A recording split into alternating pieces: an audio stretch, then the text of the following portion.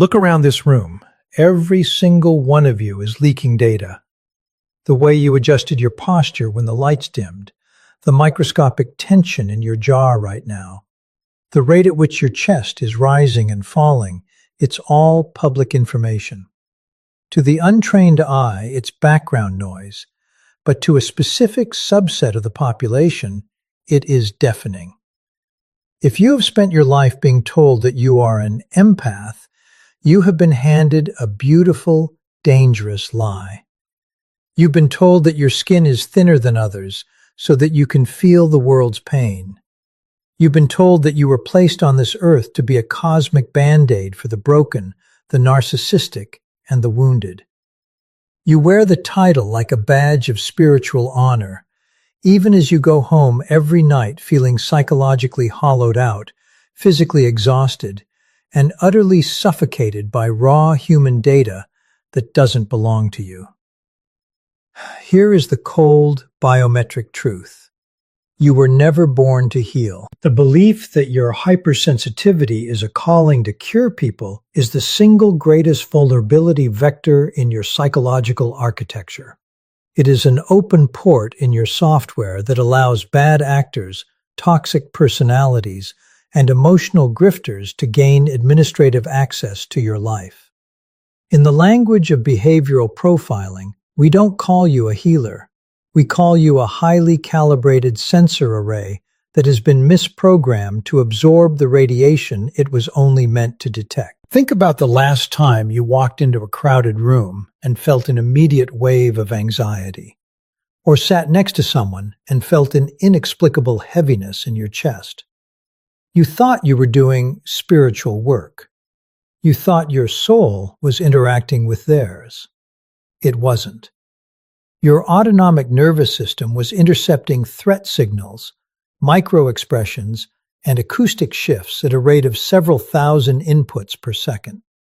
Your brain translated that overwhelming mountain of survival data into an emotion so you would pay attention. But instead of paying attention to the data, you fell in love with the burden. You assumed that because you could feel the fire, you were meant to jump into it and put it out with your own skin. Over the next few minutes, we are going to dismantle the entire industry of modern empathy. I'm going to show you the exact evolutionary mechanics of why your brain operates this way, why the healer myth is actively destroying your nervous system, and precisely how human predators identify you in a crowd within 45 seconds of interaction. If you do not learn how to flip the switch from absorption to observation, you will spend the rest of your life as a biological battery for people who feed on your willingness to drown in their place. Pay very close attention to what comes next. Your psychological sovereignty depends on it. Every year, thousands of highly sensitive people suffer from a specific form of psychological bankruptcy. They are completely depleted, clinically anxious, and perpetually trapped in relationships with people who exploit them. When you interview them, they all say the exact same thing. I just have a big heart. I was born to heal people. It is a comforting narrative. It makes the suffering feel purposeful. But it is a lethal diagnostic error. If you leave this room today still believing that your hypersensitivity is a mandate to fix broken human beings, you will guarantee your own psychological destruction. You will remain an easy mark for behavioral manipulation. But if you stay with me through the next few minutes, and if you have the courage to look at the raw, unsentimental mechanics of human behavior, I will give you something far more valuable than a comforting lie. I will give you the operational blueprint to turn your greatest vulnerability into an unshakable asset. I'm going to show you exactly why you fail to heal the people you try to fix, and how to weaponize your sensitivity so that you are never exploited again. Let's look at the engineering. If you look at a classic medical instrument, say a radiation dosimeter, its entire job is to measure environmental hazards. It tells the operator if a room is safe or toxic. Now, imagine if that dosimeter suddenly started pulling the radiation out of the air and storing it inside its own plastic casing. The machine would melt. It would become a hazardous waste site. It would fail its primary function. This is exactly what happens when a hypersensitive person buys into the healer myth. True healing requires surgical distance. If a surgeon walks into an operating room, sees a patient bleeding out, and bursts into tears because they feel the patient's agony, that patient dies on the table. Emotional contagion is not therapy. It is a systemic transmission error. When you absorb someone else's rage, anxiety, or deceit, you haven't dissolved their problem. You have simply duplicated it. You haven't healed the room. You've just contaminated yourself. Why do you have this hardware in the first place if it wasn't meant for healing? Let's strip away the mysticism and look at evolutionary biology. In early human tribes, survival was a razor-thin margin. A tribe needed hunters, it needed builders, but it also desperately needed an early warning radar system. It needed individuals whose nervous systems were so highly tuned that they could detect the absolute slightest shift in tribal dynamics. They could sense the microscopic drop in a leader's confidence, the subtle deception in a rival's vocal pitch, or the hidden tension before an internal betrayal. You are the descendants of those tribal scouts. You are a walking, talking intelligence agency. Your brain possesses an incredibly dense mirror neuron system and an exceptional capacity for tracking microbehaviors, vocalics, and peripheral kinesics, body movement. Your evolutionary mandate was never to walk up to the tribal betrayer and try to fix his inner child. Your job was to tap the chief on the shoulder and say, "The man in the third tent is lying. Prepare accordingly." You were born to be a profiler, an analyst, a protector of the collective, not a human filter for individual toxic waste. Because empaths believe they are meant to heal, they inadvertently broadcast a massive behavioral green light to the most dangerous people in the room. A psychological predator, whether a malignant narcissist, a master manipulator, or a covert parasite, looks for specific vulnerabilities. They don't look for weak people. They look for reliable people. They look for individuals who have a high tolerance for emotional discomfort and an obsessive need to validate others. When you buy into the healer identity, your body language changes. You tilt your head forward, exposing your neck. You offer prolonged, uncalibrated eye contact that signals submission and deep compliance. Your vocal tone adopts an appeasing upward inflection. To a predator, you look like a free lunch. They realize that all they have to do is drop a small amount of synthetic vulnerability into your lap, and your healer programming will force you to spend months trying to fix them, completely ignoring your own boundaries. So, how do we fix the software? How do we stop the bleeding? It requires a radical shift in your operational identity. You must transition from an unconscious sponge into an intentional observer. The next time you walk into an environment and feel that familiar, overwhelming wave of someone else's emotional chaos, I want you to intercept the feeling before it hits your internal organs. Apply immediate cognitive distance. Do not ask, "How can I fix this?" Ask the analyst's question. What am I observing right now that is making my radar go off? Look at the data. Is the person across from you executing a calculated pity play? Is their blink rate spiking? Is their smile failing to reach their eyes? Turn the lens outward. Use the massive stream of incoming data to profile the room, to map the hidden motives, and to protect your own perimeter. You were given an extraordinary gift, a biological supercomputer capable of reading the unwritten script of human behavior in real time. But a supercomputer running the wrong software is just an expensive piece of junk. Drop the burden of the world's healing. It was never your job, and frankly, you aren't built for it anyway. You were not born to be the medicine. You were born to be the eyes and ears of the room. Stop absorbing the chaos. Start decoding it. Step out of the role of the perpetual victim, disguised as a healer, and step into your true evolutionary design. The unshakable, hyper-aware observer who sees everything, absorbs nothing, and commands absolute sovereignty over their own mind. The phrase empath has been commercialized, romanticized, and packaged into a pseudo-spiritual identity that does a massive disservice to the actual biology under the hood.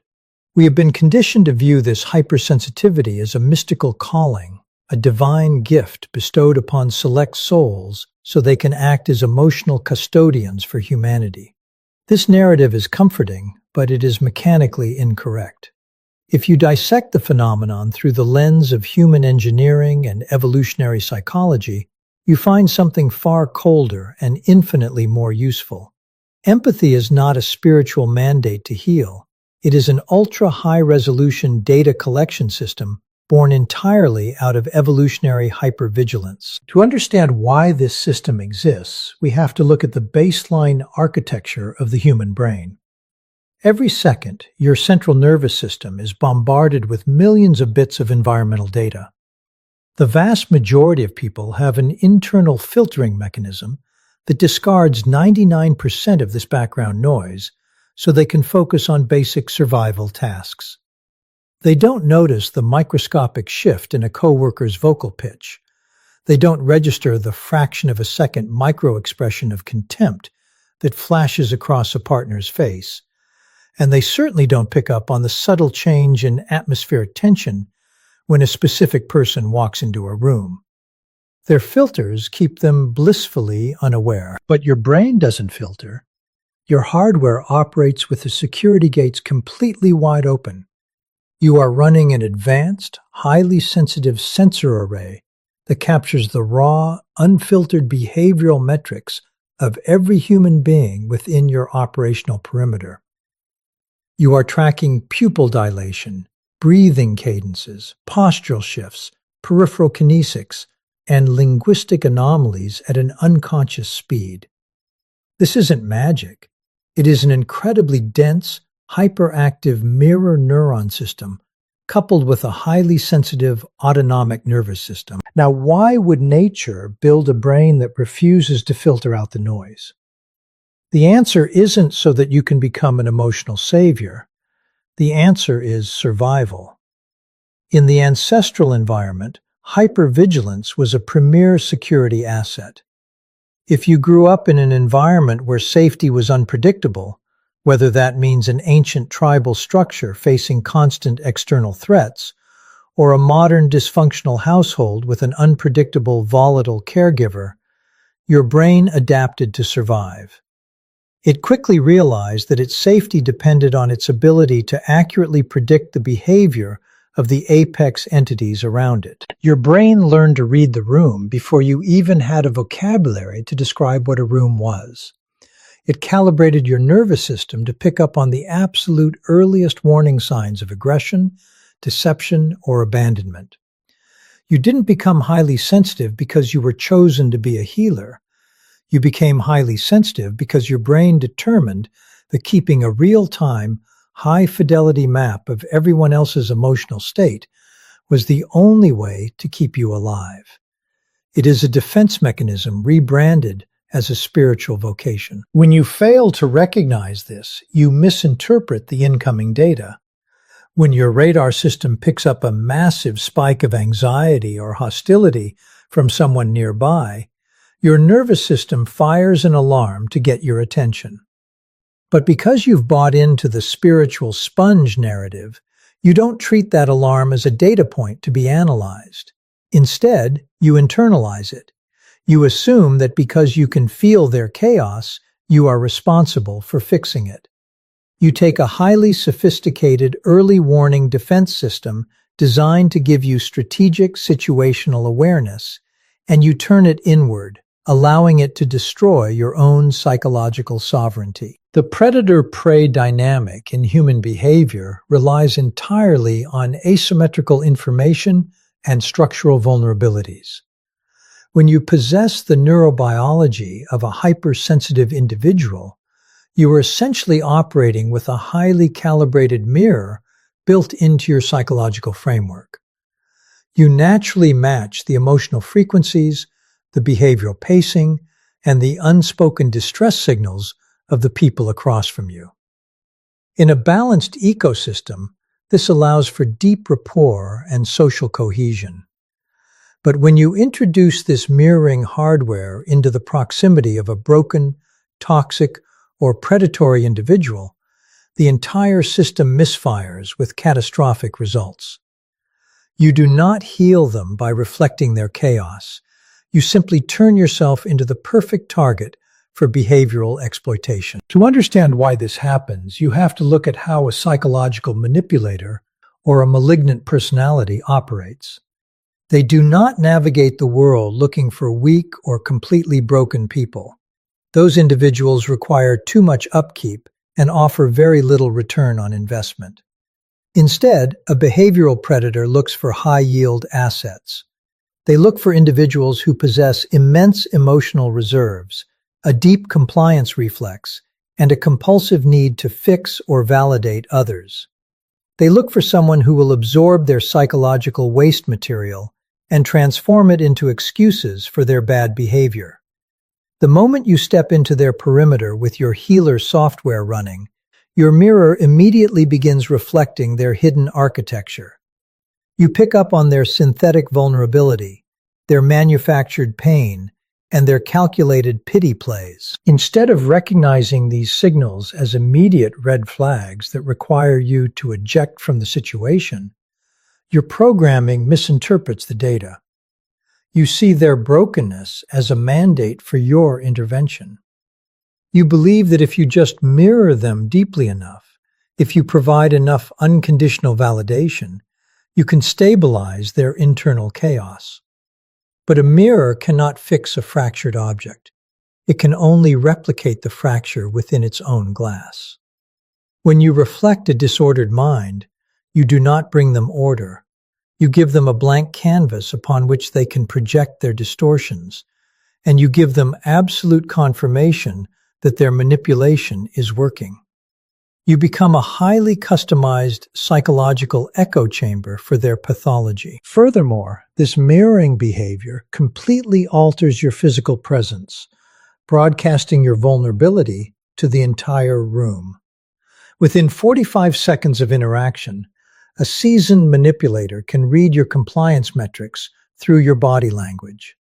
Because you are hyper-focused on accommodating their emotional state, you inadvertently exhibit submissive kinesics. You tilt your head to the side, exposing the jugular. You maintain an uncalibrated, deeply empathetic gaze that signals an open behavioral port. Your vocalics shift into an appeasing upward inflection, constantly seeking reassurance. You are effectively handing them the remote control to your nervous system. They realize that they can regulate their own toxic internal state simply by discharging it into you, knowing your mirror will absorb the impact and blame itself for the damage. You cease to be an independent agent and instead become a biological battery, a reliable energy source for someone who feeds exclusively on your willingness to drown in their place while you mistakenly believe you are saving them. The fundamental delusion of the modern empathy movement is the belief that absorbing someone else's emotional pain is an act of healing. We have romanticized the concept of the emotional sponge, convincing ourselves that by internalizing the suffering, anxiety, and psychological toxicity of those around us, we are somehow performing a profound service for humanity. This is not just a philosophical error, it is a mechanical and systemic failure of logic. In the world of behavioral mechanics and operational psychology, we call this a transmission error.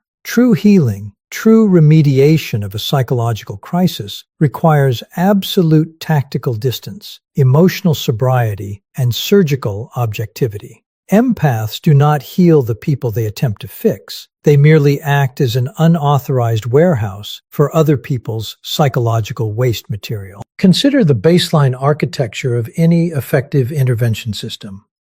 If a hazardous materials team enters a zone contaminated with biological waste, their first and most critical objective is containment and isolation. They don the highest grade of protective gear to ensure that the toxicity of the environment cannot penetrate their biological perimeter. They do not walk into a radiation zone and attempt to breathe in the fallout to make the air cleaner for everyone else. If they did, they would simply become another casualty, compounding the crisis and neutralizing their ability to provide aid. Yet, this is the exact operational framework that the self-proclaimed empath utilizes every single day. They step into a toxic relational environment, drop their psychological shields, and intentionally pull the emotional radiation of a disordered individual directly into their own nervous system. When you absorb another person's rage, desperation, or deceit, the original source of that toxicity does not suddenly become clean. The malignant individual does not look at your suffering and find themselves cured. Instead, they feel a momentary sense of relief because they have found a reliable place to dump their internal garbage. You have not dissolved their pathology, you have simply duplicated it inside your own mind. You leave the interaction feeling hollowed out, physically exhausted, and mentally disoriented, carrying a massive burden of dark, heavy data that does not belong to you, while the predator or the dysfunctional individual walks away lighter, completely unpunished by the consequences of their own internal chaos. You are not performing alchemy. You are performing an act of psychological self-sabotage under the guise of spiritual virtue. To truly assist a human being who is drowning in behavioral or emotional dysfunction, you must remain firmly planted on the dock. The moment you jump into the water with them and allow their panic to pull you under, you have lost all strategic utility. Healing requires you to observe the data with cold, analytical precision.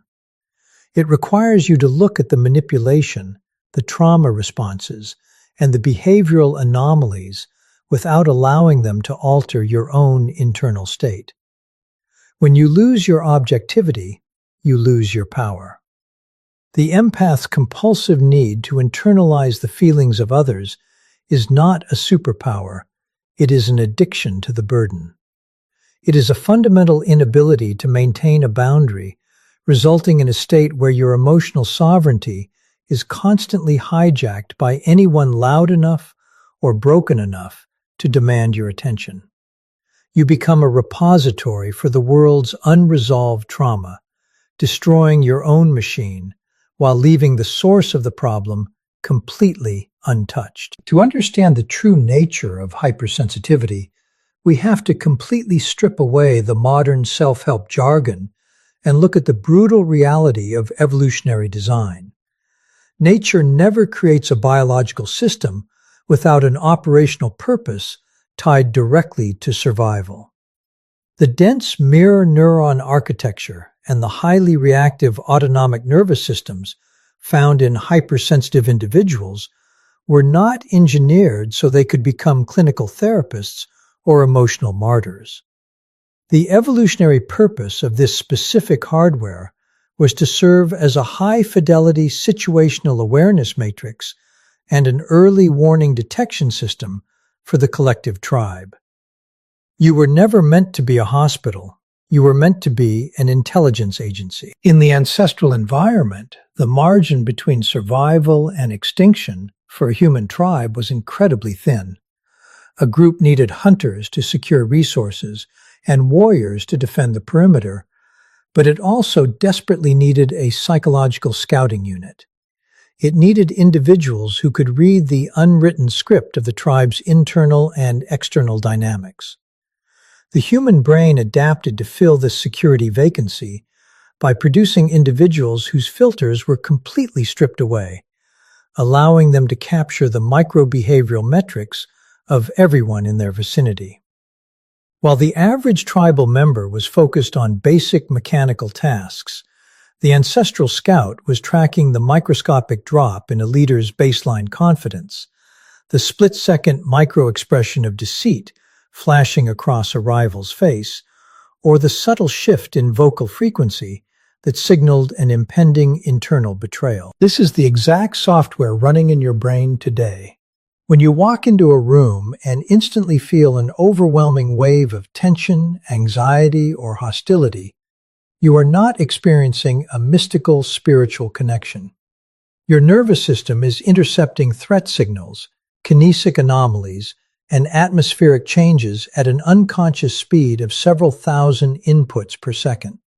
Your brain translates this massive mountain of raw behavioral data into a visceral physical emotion for one reason only: to force your conscious mind to pay attention to a potential hazard. Your hardware is attempting to map the hidden motives and the operational vectors of the environment so you can navigate it safely and protect those around you. It is a highly sophisticated, military-grade defensive radar system designed for tactical orientation. The fatal mistake occurs when you take this tribal intelligence system and try to apply it to individual therapy. Your evolutionary mandate was never to walk up to the tribal betrayer, sit them down, and try to heal their childhood wounds. Your job was to tap the chief on the shoulder and identify the threat before it destabilized the collective. When you attempt to fix or absorb the chaos you detect, you are completely violating the engineering specifications of your own machine. You are taking an advanced sensor array designed for strategic observation and turning it into an emotional disposal unit.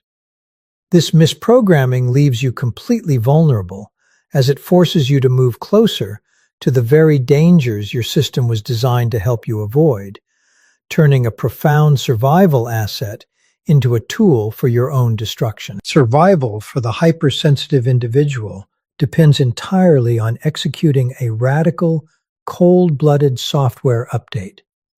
You must consciously dismantle the identity of the unconscious, porous sponge and replace it with the architecture of an intentional, tactical profiler. For years, your baseline setting has been absorption. You have allowed your open psychological ports to take in the unfiltered emotional radiation of every room you occupy. To reclaim your psychological sovereignty, you have to transition into a state of deliberate observation. This shift does not require you to dull your senses or numbing your hardware. It requires you to change the direction of the camera. Instead of allowing the data to wash over you and infect your internal organs, you must stand behind the lens and analyze the metrics with clinical objectivity. The moment you make this operational shift, your relationship with human behavior completely changes. When you walk into an environment and your internal radar starts firing, when you feel that sudden heavy spike of anxiety, hostility, or synthetic charm, you must immediately step back cognitively. You intercept the signal before it triggers an emotional response in your body. You do not internalize the data and ask, "How can I fix this person?" or "What did I do wrong?" Instead, you ask the cold, analytical question of an intelligence operative. What am I observing right now that is making my radar go off? You force your conscious mind to dissect the environment. You look at the micro-expressions, the vocalics, the rapid blink rates, the calculated pity plays, and the structural anomalies in the speech patterns of the person across from you. You turn the incoming energy into actionable data points. Weaponizing your sensitivity means using your hyperactive mirror neurons to profile the room rather than letting the room profile you. When a master manipulator attempts to drop a hook into your psychological framework, they expect to meet an open, compliant, absorbing entity. But when you operate from a state of sovereignty, they hit a solid wall of observation. Your physical presence changes automatically.